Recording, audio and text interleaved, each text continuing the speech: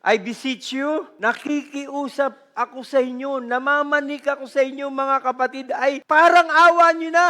By the mercies of God, that ye present your bodies a living sacrifice. Ihandog mo kay Lord na isang handog, sacrifice. Hindi madali mag-sacrifice kasi meron ka diyang isusuko. Okay, meron kang isusuko. Ano sabi niya? Which is your reasonable service. Sa ibang translation, which is your reasonable worship. Sa ibang translation, which is your reasonable faith. Ang pananampalataya mo, makukumpleto lang yan kapag marunong ka magsuko sa Diyos. Hanggat ginagalaw mo yan, hanggat sinasabi mong kaya mo yan, hindi ka gagalawin ni Lord. Kasi sabi mo, kaya mo eh. Pero pag nahawakan mo yung law of abandonment, yung kaya mong i-give up lahat, kaya mong isuko lahat sa Panginoon, mga kapatid, makikita mo kung paano kumilos ang Lord. Dano mo ahawakan ng pangako ng Panginoon sa buhay mo. Mangarap tayo, pagyamanin natin ang ating isipan. Kapatid, is law of abandonment, batas ng pagsuko sa Diyos. Kung meron kang isusuko kay Lord, isuko mo lahat. Kung meron pinapasacrifice sa'yo si Lord, ihandog mo lahat sa Panginoon.